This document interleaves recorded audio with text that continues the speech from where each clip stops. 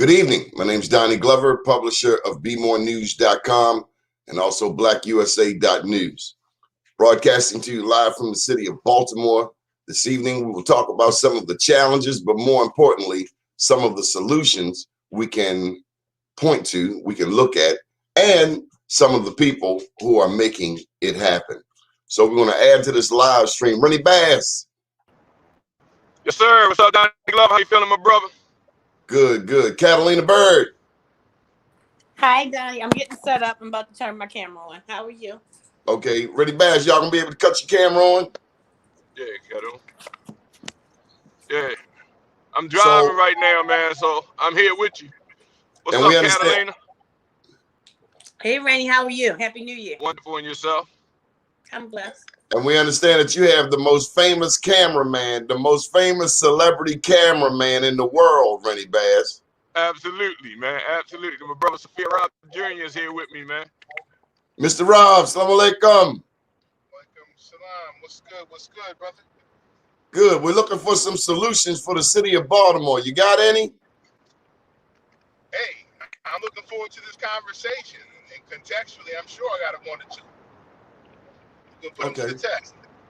All right. So Catalina Byrd, welcome to the stage. How you doing? You know, we're trying to recruit Miss Catalina Byrd. Tough negotiations. I think she's got some of the toughest agents in the world. But nonetheless, you want to start it off for us, Catalina, where we are here in the city of Baltimore, where we need to go?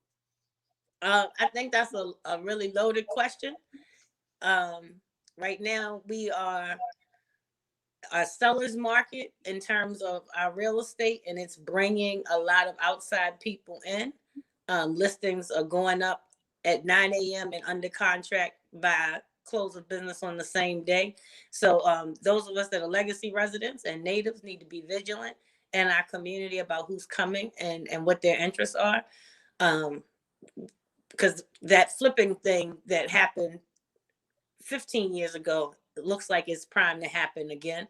And we won't be the benefactors of that if we aren't involved in the development that's happening. Brandon released a new crime plan initiative that he's beta testing in Cherry Hill. That's supposed to be a more community-centered approach to curbing violence. So we'll see how that goes. And then, you know, nearing the end of session and seeing what comes out of that. I saw Senator Hayes earlier today. I was on your show last week with Senator Washington. And so just being mindful that Hopkins is still trying to get their police department, their private police department, while everybody's focused on COVID relief and vaccines, there are still policies at play, like the unit rule that Karen York and Job Opportunities Task Force and other returning citizens and workforce development organizations focus on. We've got to be mindful of those things that are happening legislatively as well, and not just the COVID relief. Okay, now you introduced a couple of terms that I just don't know. What is a legacy resident? Nate, that's the new terminology for people who are from the neighborhood and are still there some way. Not always homeowners, sometimes long-time tenants, but we're the people who are from the areas that get gentrified. If you're blessed enough to have not been displaced by whatever development came your way. And so that's just the terminology that we use now in this housing space when we're advocating for the native population to be considered as the actual community versus the people who moved here 2 years ago, like in my neighborhood in Reservoir Hill, that moved here 2 years ago and get involved in associations and then want to be a part of the planning for what the community gets and what kind of resources it needs without having any actual connection to the people who are their neighbors, essentially. Mr. Leon Purnell, I know your time is limited. We got Mr. Renny Bass and Sophia Rob, Catalina Byrd. We're talking about not just the problems in Baltimore, but more importantly, the solutions. We know your time is limited, so I got to shoot you the stage. Yeah. So you look at what we got so many problems. Which problems you talking about today? Pick one. Well, they were telling me I got a couple calls about your mayor. He called and he's got his crime strategy. Now he's supposed to have a plan when he was running for office, and today he called and he's asking for suggestions. So, what do you think about his plan? Well, let's talk to the panel. Catalina, you want to handle that? I haven't looked at the plan that he released today in its totality. But what I do know is that Brandon believes that community needs to have a voice, and that's what he attempts to do. And so in this plan, it looks like the community is going to work with the police. That's something that, I've been trying to do for over a decade, is improve police and community relations. There's still a lot of distrust in our communities with the police. So I don't know how well that will work, but he's trying. And I don't think that there is one answer to our violent crime problem that is something that anybody can do. So I'm trying something different is better than going back to what has already proven to not work. Let me suggest them. They need to learn that you can't police your way out of this. It's got to be some community involvement, but you got to put resources in the community to solve some of the problems that are out there and get people employed if you want crime to go down, if you want the violence to go down. People are frustrated. You need mental health services there, but the programs that are doing it, they don't give the money to them. The ones that aren't, they get plenty of money. So, you talk about wanting to solve the problem, you got to act like it too. So you can't say it in one hand and not do it on the other. I think the challenge. I'm agreeing with Lee. I think the challenge is that we all agree where the end goal is. I don't think we all agree on what that pathway looks like. And so, we agree it needs to be more mental health services. Yes, we agree that there needs to be jobs. But then when you get into the thick of it, is, one contingency thinks it should be a certain type of job or pipeline for certain types of employment, and another contingency doesn't. And now, we started out at the table with the same goal, but because we don't agree about how to achieve that goal, a whole bunch gets lost in translation and very little gets accomplished. Well, you see, I wouldn't worry about the types of jobs, because we've been getting people in all kind of types of jobs, and most of them are just grateful to get a job. We've just been joined by Tawanda Jones. You with us, Tawanda? Yes, I am. You gonna cut your camera on so we can see your lovely face? Okay, give me 1 second. Hold up. Let me. Come on, Renny Mr. Purnell. You were saying something. All right. No, Renny I can was put trying my to phone say in something. the thing. Give me 1 second. Donnie, Renny was trying to get in. Come on, Renny. Well, I think it's twofold, Donnie. I think that the crime, right? I think the first thing, one of the problem is that we have in our city is we keep electing names. We keep electing the same people, recycle people. It didn't work in one aspect, but they failed at one job, and we elect them to the next. So I think that's one of our biggest problems, who we keep electing to represent us. And I think when it comes down to what's happening in solving crime, you gotta get the people who got their ear to the street, who know what's happening in the community. You can't keep importing people to bring them in, to put them in position to solve crimes and solve problems that they don't know nothing about.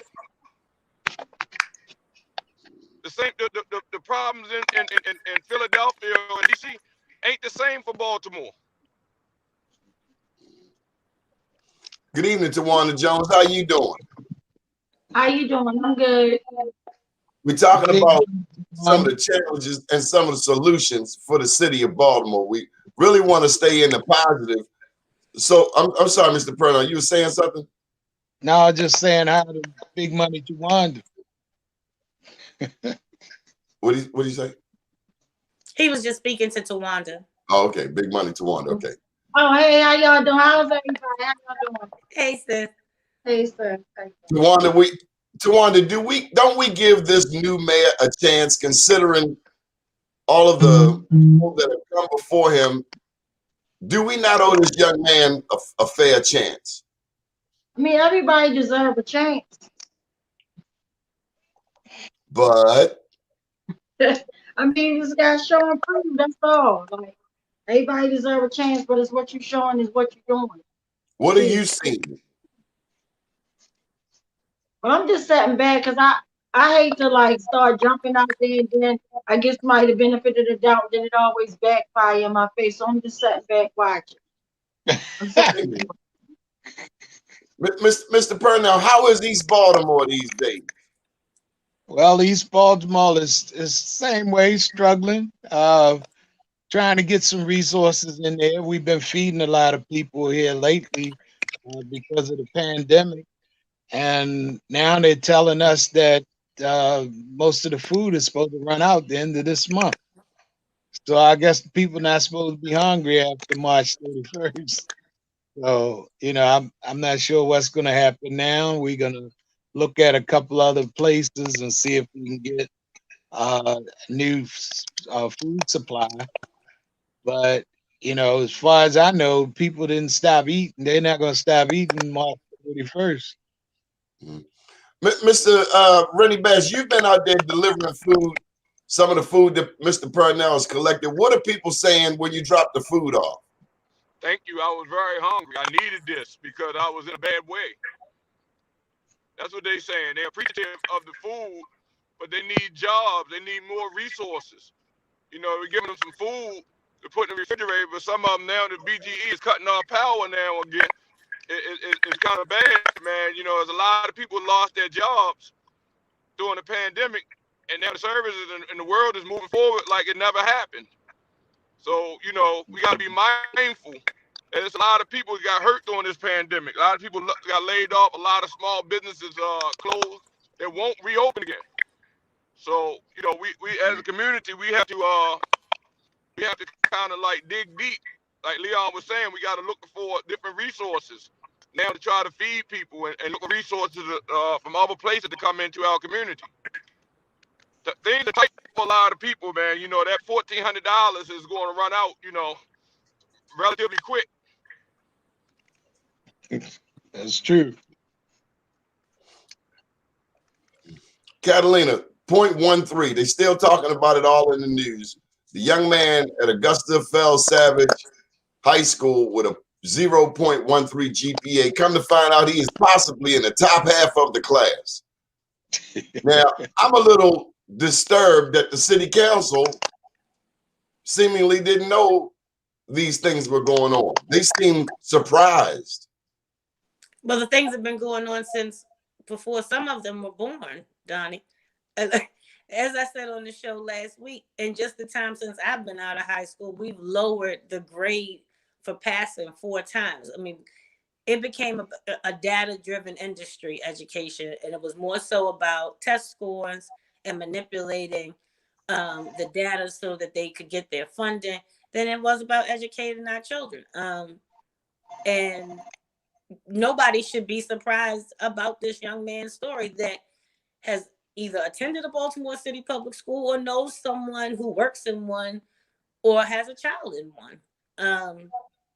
It's been known. We've been graduating functionally illiterate people for decades. And so forcing them out of school. Right.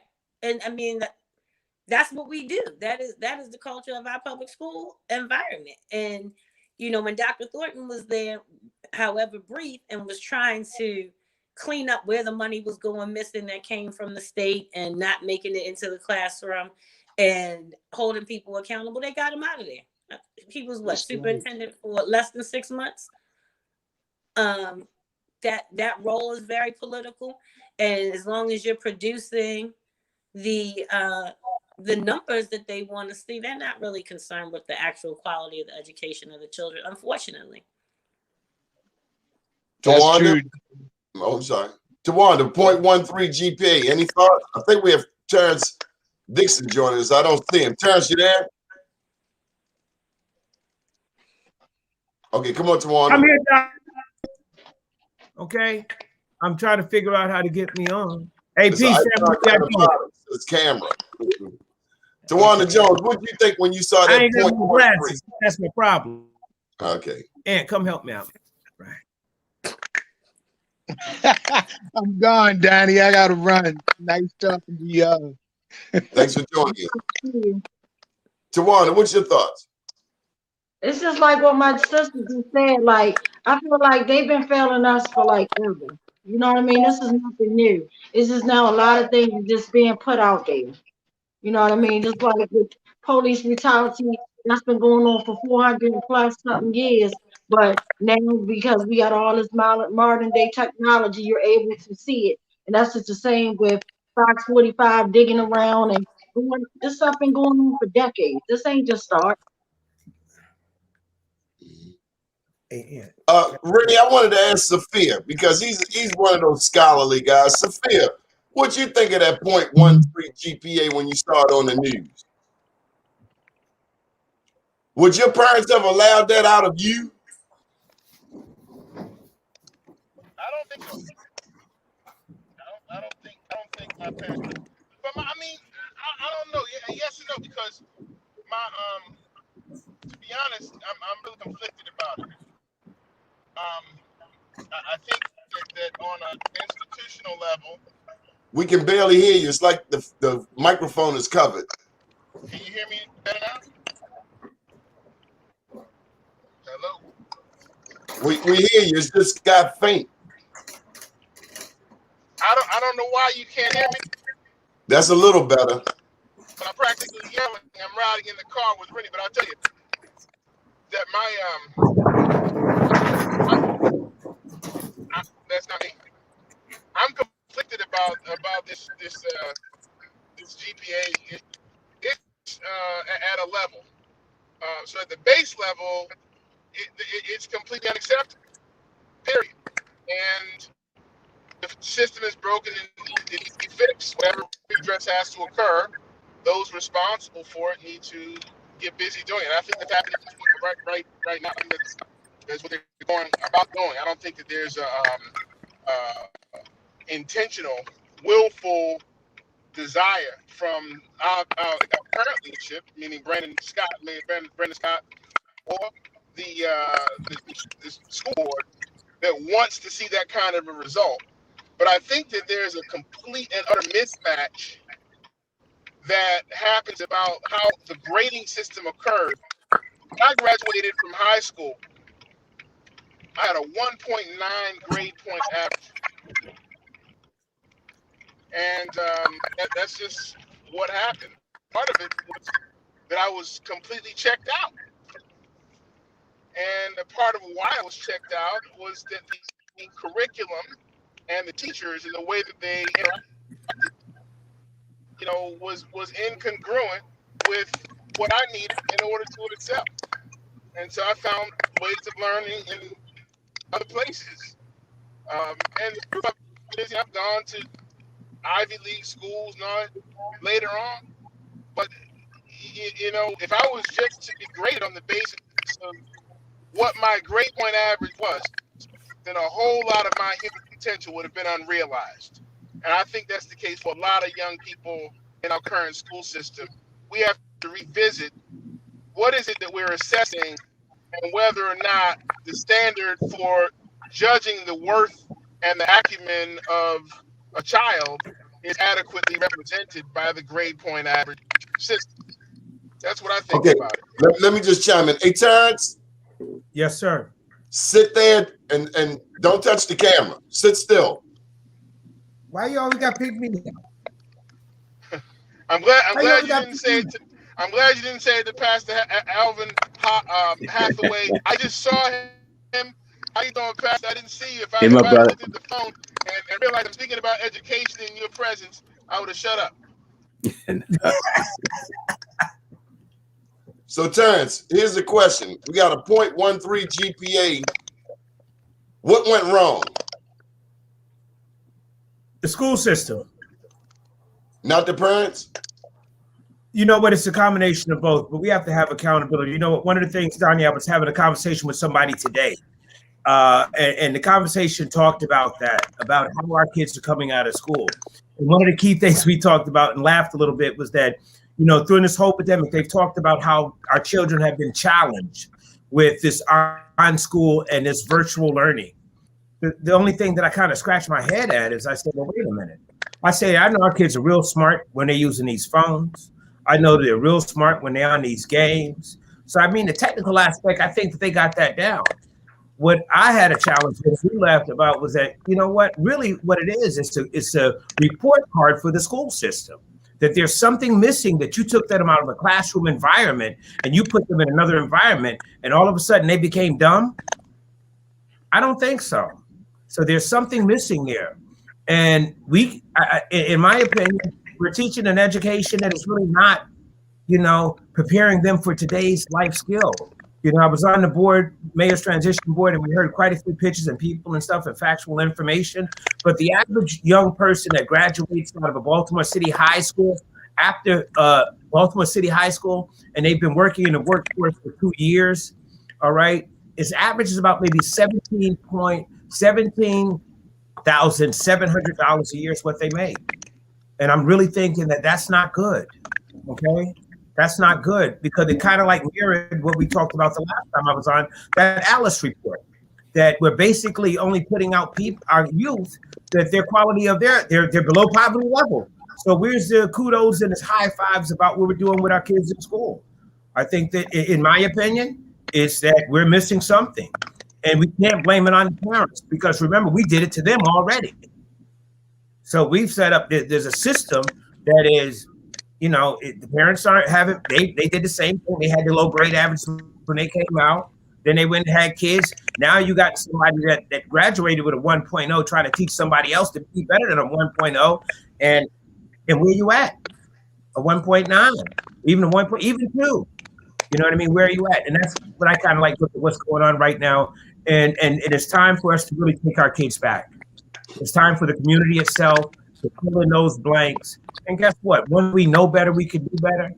And I think that's the energy of everybody right now in reference to rebuilding Baltimore City. It's going to come from the youth. Yes, we do got to share a couple of things with the old heads just to keep it going. But we definitely got to do something better with our youth so that they have something that we're passing on. Right now, we can't pass nothing. And if we did pass them, they can't even catch. Catalina, your thoughts before we get to Dr. Hathaway? Just wanted to recap what we've talked about thus far. I mean, I think I can completely agree with Terence. And there's also, because of HIPAA constraints, there's things about this individual's case that the teachers involved and the school administrator legally can't say in defense of themselves. So, you know, we're judging from one side of the story. But Terence is absolutely right. Because of how long we've allowed this to go on in the school system, we have now functionally illiterate parents that graduated through it who aren't intellectually equipped to help their children or even know that their children are struggling because they are only able to function but at so much of a level. And so it's not going to be an overnight fix. It's something we allowed to go on for generations, and it's going to take some long enduring and committed people to fixing that. But it's not uncommon. Dr. Hathaway, 0.13. The mayor says we need more money. I believe if he could walk that statement back, he would. Because the truth is we need more accountability. And I've always had a problem with a school CEO, $340,000, and who signed that contract? And the police commissioner. Why do we pay top dollar for poor product? You know, I'm old enough now that I remember black education. I remember when black folk educated black folk had high expectations of us as children, where we learned first who we were and whose we were, so that we can then begin to navigate life realizing that we had to be twice as good. You know, so I came up under that. So I admit that I'm old, but I'm thankful for that. But I also am thankful that I grew up in the crucible of a church that believed in education. So much so, it was founded in 1852. In 1865, it spawned the first historic Black college and university in the state of Maryland, Bowie State University. And I had as a predecessor who understood that we had to make certain that children have a head start. So from 1966 until the present day, we've had a Head Start program. I come into the mix and I recognize in 2007, 2008, that we had to go a little bit deeper in terms of education and academic preparation, and then develop a Healthy Babies program. A Healthy Babies program that starts when the child is in the birthday basket is when education begins. And so it moved from there to I then realized that we needed to impact the schools because we did a Kellogg study that even with the work we were doing, even with the effort we were putting, children at grade point, I could take one of my Head Start children, take them to the silhouette of a map of the United States without any names on it. And they could walk to that silhouette, walk to that image, tell you the state, tell you the capital, tell you the bird. These are 3 and 4 years old. So they are capable. But what we found was that when they got to the 3rd grade in the public schools, they started to regress because many of the supports that we had were not in place when they went into public schools. But so also be in school with some bad kids that weren't studying and who knew nothing about their numbers and colors. Exactly. So then the second thing, and I end with this, Donnie. Then what we recognize is we then partnered with University of Maryland School of Work to create in the 5 schools surrounding our Head Start program a community school concept. And we raised an additional $30 million to make certain that the resources were in those schools. Booker T, Samuel Coleridge Taylor, Furman Templeton, Renaissance Academy, Utah Marshburn. You have to have community management of the schools, community engagement of the schools. And one of the challenges that we've had, and you got to recognize, the problem that we've had is that every federal administration has played political games with the schools. Race to the top, No Child Left Behind. All of these are the kind of hoops that the school system has to jump through to get the federal money that is dependent upon. And so we find ourselves with a real challenge at this point in time, that the children for whom education should be the non-negotiable, it should be no question, they become the political football in our time. And that is so unfortunate.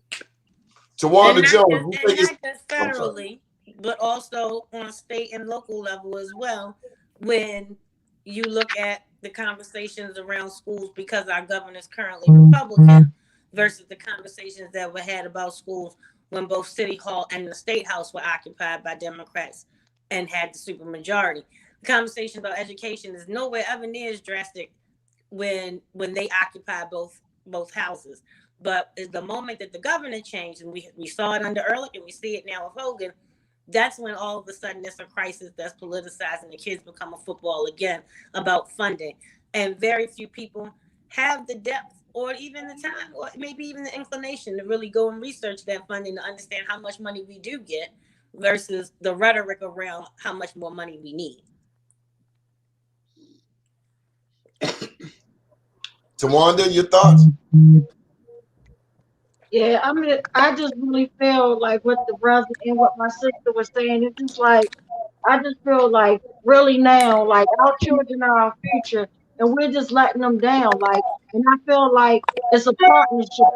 You know, me being a teacher and I teach pre-kindergarten, but me being a teacher, I build relationships with the classroom. The job doesn't just stop at the school. We have to pick it up, you know, in order, it's our child. You know, because at the end of the day, the children spend more time in school than they do with their own parents. You get what I'm saying? But it still continues when they leave the school building and go into the home. So if one end is lagging, then it's going to all fall down. And I feel like we are failing these children on all levels, and it's just sad. Renny Bass, you've been laying back. Your thoughts? Well, I agree with what the sister just said. I think that, like she said, it's our school, and the pastor said that our school you have to have community involvement, and free education is exactly what it is. You get what you're paying for. We're not paying much. We got to come out of our pocket for our own kids and our own community. You know, we have to raise money. We have to give up some things for our kids in our community. You know, Got a little muted. we have to get engaged on a different level and a different mindset when it comes to our kids. You know, the schools are and the budget that's coming from the government is only a portion of what should be talked about for our kids. We also have to realize what we could do as individuals, what we could do as community to help our schools out. So so it's not about money, it's about accountability. Let me ask you this, Dr. Hathaway, back in your day, if a mother had a child with a .13, would she go on television? You know, I think that was quite unfortunate, but we're in this kind of media, social media time and space. But let me give you this thing. There are three factors that we must recognize if we're going to have children with resiliency, the ability to overcome. The first is that we've always had in the African-American community extended family networks. That has broken down, and we've got to look closely at that. I had aunts that I didn't know they weren't my aunt until I realized that they weren't my aunt. You know what I mean? We had extended family relationships. The second thing that we had true community schools. The schools were places of choice. They were places that you wouldn't think about now going to school because there was so much activity that went on that was a part of the social fabric of that community. And then the third thing that was very, very important is that there always was a faith-based support. And those three factors have all three been weakened when we look at our school system. Here's the final thing. Yeah. Also the teachers. We had teachers back then who looked like us, who lived around us, who loved us. Let me tell you, my fifth and sixth grade teacher is still my friend today. Today they want to put our black boys on Ritalin. That's Quick. The other thing that happened. This training of our kids has been very intentional. Yep. It's smoke and mirrors. In my opinion, it actually covers up what the schools are not doing and not performing. One of the things that, when you go in most of the schools and you look at it, there's a lot of people, like you said, that just don't look like us. The majority of school teachers are Caucasian women, if I'm not mistaken. All right. And, yes. Dealing within our community, guess what? How are you going to get a young black man, a young black boy to connect with somebody that does not know who he is and what he should be? They have an understanding of what they want to project you to be, weak, not learning, all right, that you can't control yourself. You know what I mean? What happens is just like anything else. If you put children or you put anybody in a situation and you're not captivating them, you're not getting their attention. And when you go to school, just like the doctor just said, you were mesmerized because there was stuff to do. There was stuff to learn. You were excited. You had the feeling of energy of community. It was it was like an agape feeling of that you knew the people were there and they were doing it not just because they had to do it. They did it because they love you. They did it because they had great expectations of who you are and what you were going to be. And without that, it just does not work. Like you said, right now in our school, when there's a problem with a child, they're not ready to go and figure out what's going on the outside. They're not ready to say, let's get a program together. If you're putting him to sleep and he's joking around, it's because you ain't keeping his attention. You don't need to shut his game down. You need to bring your game up. And see, that's what's not happening right now. We're not bringing our game up. I remember when the lieutenant governor ran for, when they were first running for, when they were running for their position. And it was this discussion at that point about the early child care program, that money that they wanted. And the city was like, oh, please, give me the money, give me the money, get the money. I need the money. We knew that we got to get these kids in here. But then on the other side, he said he didn't believe in it.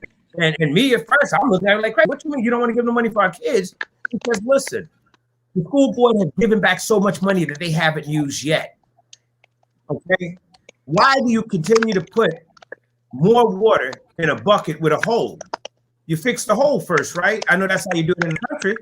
You fix the hole first, and then you fill it up. And I understood that concept of what we need. All right? It is, in my opinion, Okay, it's definitely community, but it's more so the school because they're getting the bucks for it. And whether or not you're getting $5 or $10, if you make the commitment, all right, to love and grow something, you're going to do it. That's one of the first things that I share with people to sign up with Terrell Consulting that want to be entrepreneurs, that want to be business owners. I spoke to youth this weekend. And as I went around outside in the dirt garden, see, I'm dropping all these dimes, Donnie. I'm dropping all these as I went around in the dirt garden. And I asked them, I didn't ask them what did they want to be. I didn't ask them how much money they wanted to make. What I said to them is this: I'm going to, in business, and you're starting your life, you need to do something that you love because all days aren't going to be awesome. And you're going to have to love what you're doing. Okay. And that's what we need to in our kids right now. We need to teach them to love what they're doing. Okay. We need to find their hot spot of what's going to keep them motivated in these schools. And that's what we need to bring in. It's no way that our kids were put out of school and had to do this virtual learning and they just did not muster up. You know what I mean? Catalina, eating that cafeteria lunch don't make you smarter. Saying hi to your friends don't make you smarter. When it comes so you know what I mean? It's something learning piece, though, we knew we had a digital divide over a decade ago. Like we couldn't predict the pandemic, but the Obama administration in its first term was talking about the lack of access to broadband and the need to get Wi-Fi to these that were left behind in this digital divide. So we didn't take that seriously. As with everything else, it was politicized, and then it became the crisis when the pandemic hit and everything had to go virtual. We still have students that never received hotspots. We still have students that didn't receive laptops and are getting printed out packets that their parents have to go pick up from the school in order to be able to be given any type of credit. That's part of the reason that there's this push to reopen, because not only is it the parents who aren't equipped to assist with the virtual learning, but there's the families that never got access, who weren't able to get. There was never enough for every Baltimore City public school student. But one of the things that Reverend Hathaway said that's true is that we used to have a community. And so, like, Terence, you weren't here at the beginning when Doni asked the question about the issues, but gentrification played a role in how community fell apart, and that we moved people. Like you were saying, Doc, you had aunts that you didn't know weren't your aunt. My daughter has that kind of village too, and we intentionally moved in the same area to be able to support one another. But that I'm blessed that we were able to do that as a collective. But there, you had people who had lived in the same homes for 30 and 40 years and knew their neighbors, and now they don't know the people that live next door to them. So gentrification overlap with integration is part of what we see in decline in Black business, Black education, and even public safety. Because you wouldn't have as much violence if the people knew each other and had some sort of sense of community and camaraderie. You know what, Kathleen, I definitely hear everything you just said. You know what I mean? And I definitely, but you know, one of the things is that I'm kind of looking at some of the real out here. And I know you understand the digital divide. Guess what? That's cool. All right. I know that some kids aren't being able to get these laptops and be able to get it, but I'm talking about the kids that did get the laptops. I'm talking about the kids that do have Wi-Fi. I'm talking about the kids with the Apple tablets and still can't make it. Okay. So I'm still not letting them off and saying that, oh, the reason our kids aren't getting it is because they don't have Wi-Fi. That's not it. I really just don't believe that that's just it, because we're not talking about the kids that can't get Wi-Fi. You know what I mean? The kids that can't get Wi-Fi. All right. That's not the full grade. The full grade is the ones that are and still having problems. All right. I think that, for example, I got a young man in my office right now. All right. He was rocking with us here for 2, 3, 4 years. All right. He's got a toolbox of life from Terra Cafe. Okay. He went and worked somewhere else, a corporation, a national corporation. And he's saying that, you know, it's a challenge for him at that job because they're so far behind, because the tools that he have in his toolbox, he surpassed them. And that's what I'm talking about. Our kids have been, when I grew up, and I think also when they all grew up, we had tools in our toolbox that you could put us anywhere. You can put us in the Sahara Desert. You could put us in Alaska and we'll still survive. And I mean, that's the type of youth that we need to be building.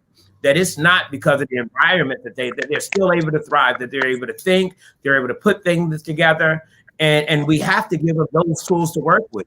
We can't keep teaching them on a substandard par and giving them just a little bit, just sprinkling a little bit. We have to hit them hard, and because we know the communities that we're in, okay, I'm still pointing at, guess what? It's us being accountable, and it's the parents.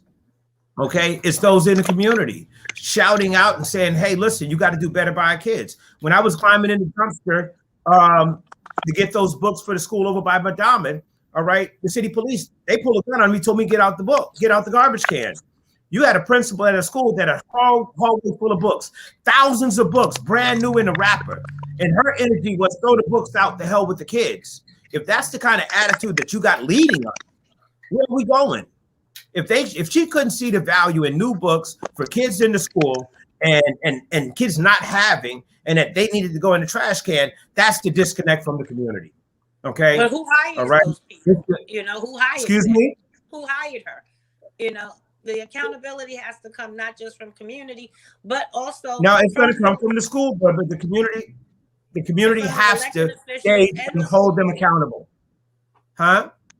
That's and the union protects a lot of bad teachers, and so you know. Well, you want to know what? I guess we need to do a little bit better with handling our business and making sure they're not just giving us substandard our product. All right, our kids are worth more than that, and understand that is. I think we have to not be allowed to be emotionally manipulated by the politics of education, because just even last year when I was running. The politics, the mere mention of charter schools rub people the wrong way, and they don't understand the importance of school choice. And I think that that's what the doc was speaking to, is that, you know, why? Because it holds them accountable. No, not because of that. Like we used to, and I'm not even old enough to have had the benefit of that education. But my dad just left a little while ago, and I told him I was going to be on. Potentially what we were talking about, you know, when my dad and Dr. Hathaway were in school, the union wasn't advocating for Black teachers. Schools were segregated, and we taught our own, and that was the difference in the education. When we integrated the school system is when we created the pathway for our children to become the prey that they are. You teach in a Baltimore City school for 2 or 3 years through Teach for America, then you can go and write your check anywhere else in the country, because it's basically like hazard pay. It's like the equivalent of having been a Navy SEAL or something like that. And it makes you worthy to educate anywhere else. And our children are falling behind from it. But when you look at how the teachers union operates, who runs it, and the political factors in it, we get caught up in the emotional rhetoric of the narrative, especially around election season. And we don't vote in our own interest, and we're not educating for the world that they are coming into. We're using 20th century curriculums for 21st century world, and then wondering why they're not prepared. We have to reimagine what education should look like altogether, and not just pick and choose who to hold accountable. What are we teaching? How are we teaching it? And how are we modifying it for the era that we are currently in?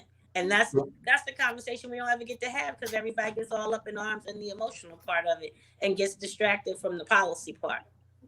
Tawanda Jones, next year is an election year, and they're already talking about people running for governor.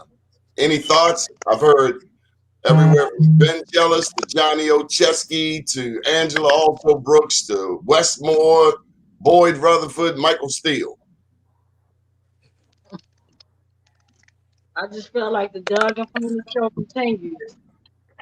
Because I have no hope in politicians at all. None. What? None. Michael Steele too? Why, Tawanda? I just don't. It's just a joke. Like, at the end of the day, they don't work for the people. They work for the dollar. And you see it all the time. Like, even like when the pandemic first broke out, and I wasn't favorable of Hey, did Governor Holt. everybody I freeze? like him at It's first. just me. You know, it seemed like he was talking real good and like he was trying to protect us. And I started like letting my guards down, like, oh, he talking good. Okay, talking really good, you know, type of thing. And then he turned right around, and no matter how high those numbers came, like far as like people were hospitalized, no matter how, he was still pushing us back to work, pushing us back to work. It's like, okay, forget what your eyes are seeing about these numbers. Forget we ain't even got a vaccine out before the vaccine stuff came out. It's like, okay, it's okay for you guys to go back to work. I'm like, it's a joke. Are you getting the vaccine, Tawanda? No, I'm not. Unless I'm forced to. Like, I'm not. I mean, I put it like this. Once I know that it's real secure, like I'm not going off of lip service by people now, because at the end of the day, even the people that's taking it right now, and I'm one that if a vaccine work, let's get it, you know. But at the end of the day, they don't know. They put this together too quick for me.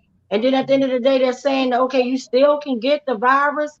What's the purpose of going through all that? Taking something that I might die will be messed up behind, and then I still do all this, get 2 different doses of shots or whatever, 30 of shots, and then I could turn around and I could still get it. Like, what's the purpose?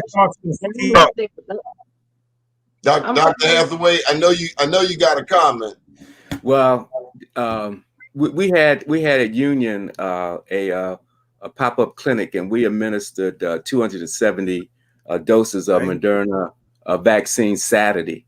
A gentleman, 97 years old, his son called him.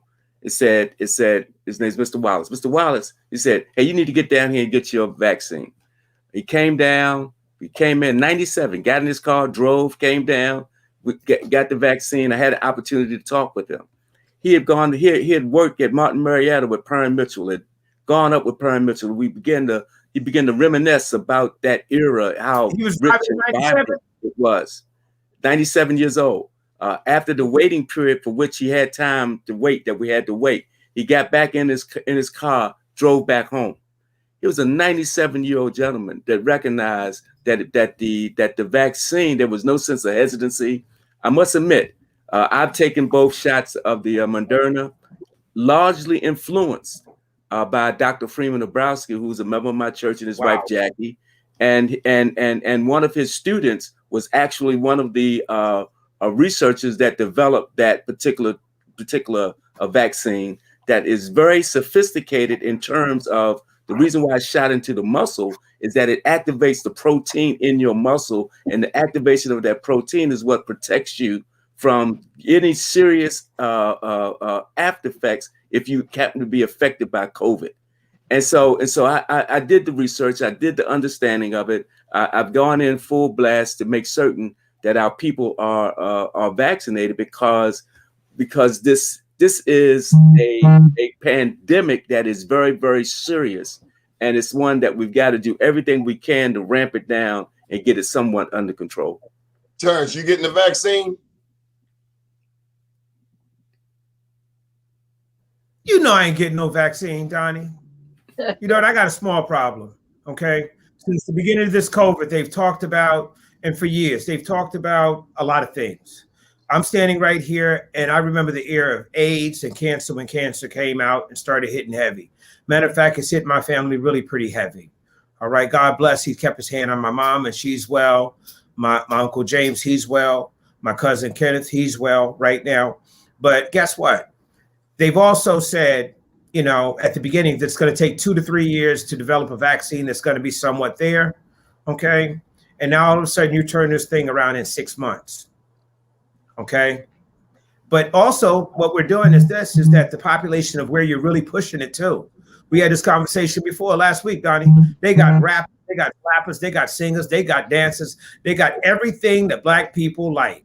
They got even people saying, get your shot and you get free fried chicken.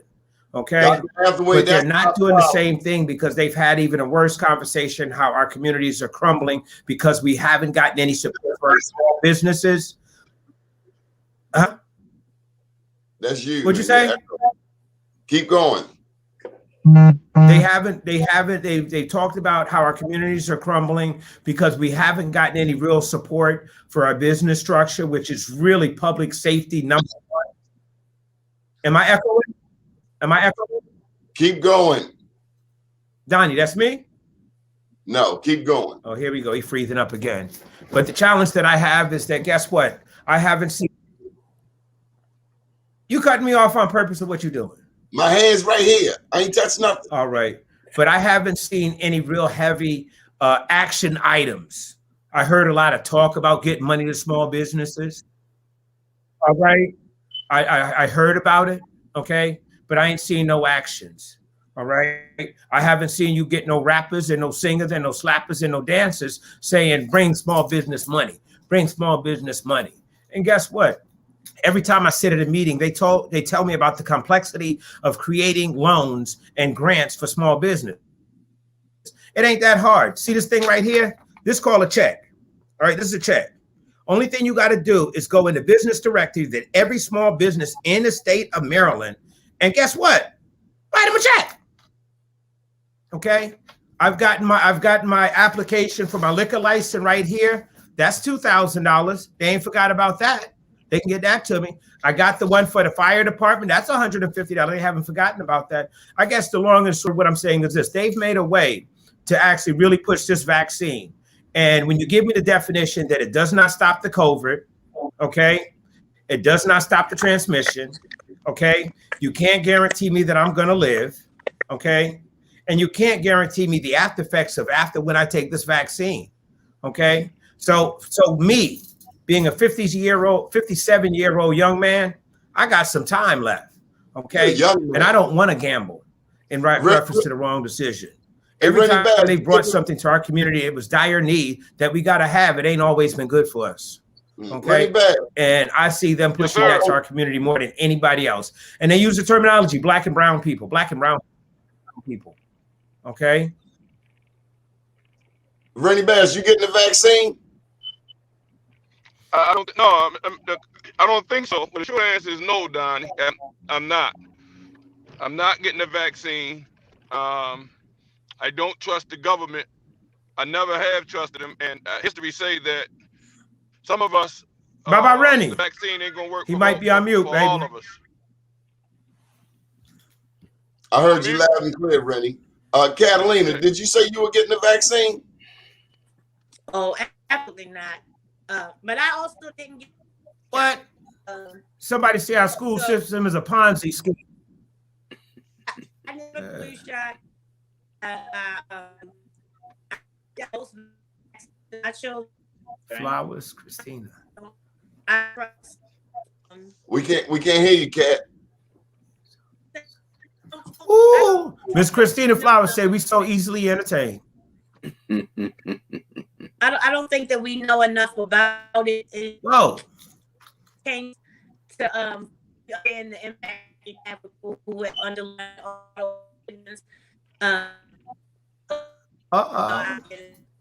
Cat, we can't hear you. It's bad audio. I can't hear nothing, Donnie. Okay. Come on, back in. Yeah. You might got to click off and let us. I think everyone should, has to evaluate for their own self how they may want to respond in terms of the vaccine as any other. But this is what I will say to you, because I think it's very important that we don't lose sight of the fact that for Baltimore City to have a critical conversation around education is probably the most significant Black Lives Matter action we could take. Because if we don't be insistent that our children receive the highest and best quality education we can, I think we're going to continue to find increases in all of the antisocial, all of the demographic indicators that are not positive in our community, because an educated mind, a mind is a terrible thing to waste, is true. What if, now think about our ancestors. Our ancestors recognized in Baltimore City that we needed 2 historic Black colleges and universities. I mean, our ancestors knew that education was the passport and the key. And I think that it's very imperative that we do everything we can. One, to hold North Avenue and its administrators accountable, to make certain that we can't hear him. Well, listen. He's talking. Keep going, Donnie. Donnie, can you hear him? Yes. To make certain that we understand what is this current status of our schools and what's going to be the plan for improvement of our schools. And we also need to make certain that if you're going to give tax incentives to the harbor, tax incentives to places of choice, we need to have community and tax incentives in our neighborhoods so that our schools are truly anchors and the neighborhoods around them okay, just listen. Are truly places of choice. And so I just think that we've got a real challenge in our time and space that we have to make certain that this education conversation continues. I would say this to you, and you're going to get this first, Donnie. On April the 19th, from 7 to 9 o'clock, I'm going to have a live town hall where we're going to talk about solutions to education. And I'm going to do it right there in the Room of Remembrance of Union Baptist Church. Good stuff. Well, let's go around the horn and get some final thoughts. Hey, Renny, you still got Sophia with you? No, I dropped Sophia off. Okay, you want to give your final thoughts, Renny, and thank you for taking time out of your busy schedule. Well, I'll go back to what I said before, man. You know, that I agree with the panel was saying, man. I think we all kind of saying the same thing from different perspectives. But a free education we have to hold the elected officials that we keep elected over and over and over again. We have to hold them accountable to our education system. You know, so I really at a loss for words because it's the same thing over and over and over again. Since I can remember, we were doing the same thing, getting the same results. So I think it's more about what we do individually or as a collective, as a community, than what's happening over North Avenue and what's happening in the school system. It's up to us to make the changes in the school system. We can't wait for somebody else to do it, and if we continue to wait for somebody else to do it, we're gonna get the same results. Catalina Byrd, your final thoughts. Exactly. Thank you. 100% right. Hold tight, Terence. Catalina Byrd.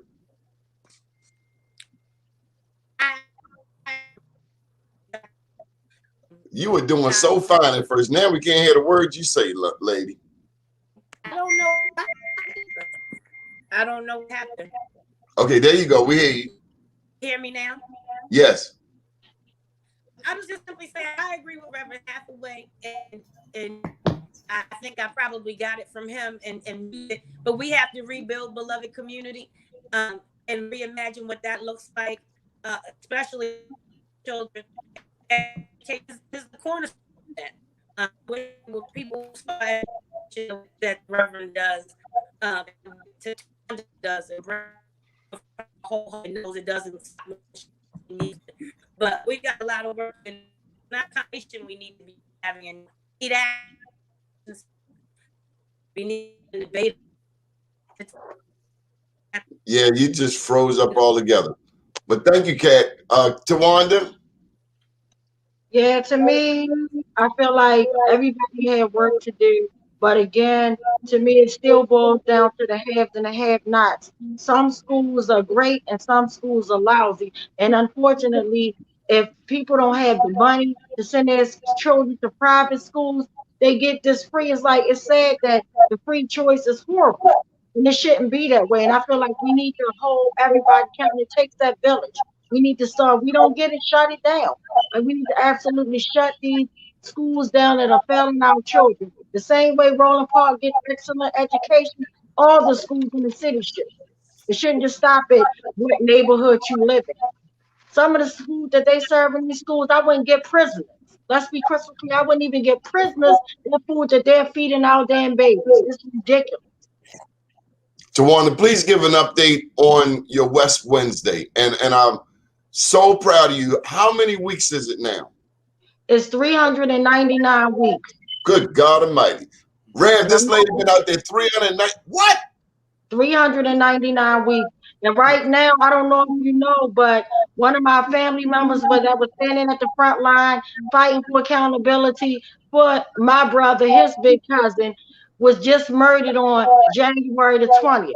And And my place right now, what I'm thinking, I'm starting at the pig's house first. I'm just sorry. I'm gonna say, I don't work for anybody. I'm gonna keep it real. I'm starting at the pig because it's not right. My cousin wasn't in the community, and the first time we hear about community violence, the first thing we say, we need to stop killing each other. Yeah, that's true, but we don't know. Half the time we're pointing fingers at each other. How we know they ain't out here purging? All this is not enough. And I'm sick of all these babies getting killed. I get so tired of watching the news, and the victims are getting younger and younger. And we just keep on business as usual. That's not okay. Because if that stuff was happening in Roland Park and up in, what about down the hill? Every community deserves the fairness of letting our babies be able to live. We shouldn't have to go into a war zone. And we don't know who is purging on us right now. And so my eyes are opening, and I will keep you posted as we get underway to what happened to my cousin Tavon Anderson. And I'm study fighting for Tyrone West, and now, in addition to Tyrone West, Tavon Anderson. I am my brother and cousin keeper. I'm my family keeper, and I'm never going to stop until people are held accountable. And I thank you for giving me this time and opportunity. Tawanda, you make me proud to be from Baltimore. Thank you. Make me proud too, brother. Brother Terence, any final thoughts? Rev, you get the final word, Doc. I would just say this. When they began to take the names of African Americans from our schools. Peace, family. Thank you so much for inviting me on, Donnie, as always. Hold tight, Rev. Hey, Terence, hold tight. Rev, William Penderhughes, George Kelson, those are just two names. Harvey Johnson, go down the list. Henry Highland Garnett. Can you imagine? Check this out. Now stop with this. School built in 1877. I want them to know these are black names in the city of Baltimore that were taken off of our school buildings with a majority of black people on the school board, correct? Correct. And if you think about it, we talk about what happened in Egypt when they started to destroy the Sphinx and all that. They started to destroy our culture. And we permitted that, and our political leadership allowed that. And that was what we've got to be insistent. We've got to be very insistent about replacing and restoring black excellence in our schools. Terence Dickson. Terence? I think he's on a bit of a time delay. Well, that will be the final word. Thank you. Oh, Terence, you there? Yep. You want to say a final word? Your final thoughts? Are you ready for me now? I didn't. Yes. I'm here. I'm here. I'm moving. I'm being quiet. I'm doing what you say. Stay still. Don't move. Final thought. Thank you so much for inviting us on. It's definitely a conversation that really needs to be had. Okay. About the accountability of our schools, about the accountability of our kids, about the accountability of our community. Huh? I think you eating candy or something, bro. You get the sugar highs and lows. You was doing it wrong. Keep going. Nah, this is how I am. When you talk about, all right, well, I don't know. You keep interrupting me and stuff, and then you're gonna talk to me later on. Well, man, you didn't keep still. Man, you kept talking. You didn't give no chance. I'm trying to conform. See, I'm growing. All right. Now, back to what I was talking about. It's really about the accountability. Guess what? Common sense ain't that common no more, it seems as though. Okay, it really isn't. Okay. So much going on, and like Queen shared, there's so much going on. I don't watch the news no more because I can't take our kids getting new. And all that craziness, we're going to stop killing us. It's all science, and Doc will tell you. If you put 10 mice in a box and you give them room and you give them food and you give them water, guess what? They're going to procreate. They're going to make some more mice, right? All right? But you take that same scenario.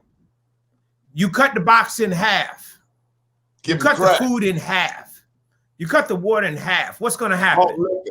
It's going to die.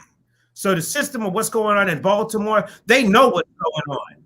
Okay? When you actually create more opportunity, okay, and you set a level of excellence and stop putting us down here, you feel me? And you put us up here and you hold yourself up there, then the whole narrative will change. This ain't rocket science. It ain't rocket science. It's not.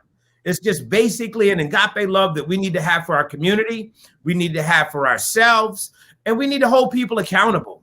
Okay. And one of the things that I'm learning real strong right now, Donnie, guess what? This is old country. When you're gonna like this one, all skin ain't your kin. All skin ain't your kin. And guess what? All white people ain't bad. Did I say that loud? All white people ain't bad. Okay. So when we can get through this part and not really focus on the white, black, plaid, and purple, and we focus on the issues of at hand of Baltimore City and the community at home, all right, much better. But until we get to that point, guess what? They're going to keep us doing what we're doing right now. Back and forth playing tennis with the same things and the same not fulfilling of what's needed. Okay? It's a problem. But guess what? We got the ability to come up with solutions. Okay? Good deal. Is that good, Donnie? You did very good, Terence. I'm on my way there with an alley apple and a sock. Dr. Hathaway, can you take I got a big home? country for you then, baby. We can trade on. I'm on my way. Doc, can you take us home in prayer and pray for our leaders? God our Father, we do thank you just for the blessedness of these opportunities to speak to you and to speak to one another. It is through conversation and relationship that we create the beloved community. May it rain down in our midst so that your Shekinah glory is seen everywhere. And we love our children. We love our families because you love us. In your name we pray. Amen. Amen. Rev, you can pray for me anytime. Bless you, my brother. Bless y'all. Good deal. Yeah. Thank you, everyone. We'll be back next week for another town hall. My name's Donnie. Y'all get a soul fist, baby. You get a soul fist. Y'all get a soul fist today. Remember that. You got a soul fist. All right. Power to the people. All right. Power to the people.